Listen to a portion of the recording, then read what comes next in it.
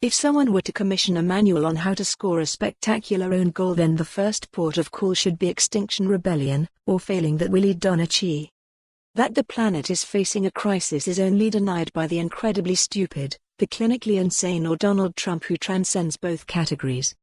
But there are ways of going about spreading the message, and Extinction Rebellion have failed to get the public on board and instead have just collectively annoyed them. The sight of an exquisitely shod, middle-class oik with a perfectly manicured beard standing on the roof of the tube train you are about to board to go to work is more than enough to turn the crowd against you.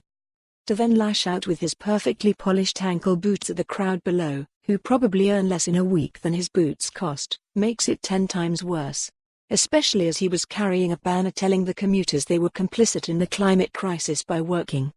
It is hard to argue against the message Extinction Rebellion are trying to get across, but they need to learn a bit of self-awareness to get the public on board.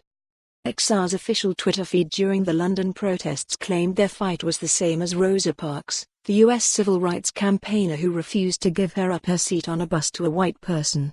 Crass and misinformed doesn't even cover it. Ordinary folk don't like being lectured to by middle-class hipsters on anything, let alone from the roof of a delayed commuter train. Teenage climate change activists are far better at getting their message across, as they are less offensive and don't appear to be hypocrites. People can stomach that. But delaying law-abiding citizens going about their daily lives will never work, regardless of the protest's ultimate aim. During the London protests outside an oil giant's HQ, a young woman said she wept uncontrollably when she heard the government subsidized fossil fuel firms. Perhaps she wept uncontrollably too when she heard the oil giants also contribute huge tax revenues which help pay for roads she can block, trains that she can stand on the roof of, and schools, which she should have attended far more often judging by her lack of basic knowledge. Everyone needs to do their bit to beat climate change, but that does not include gluing yourself to a building, standing on a train roof, or lying down on a busy road. All that does is make you look self-absorbed, and that doesn't help anything.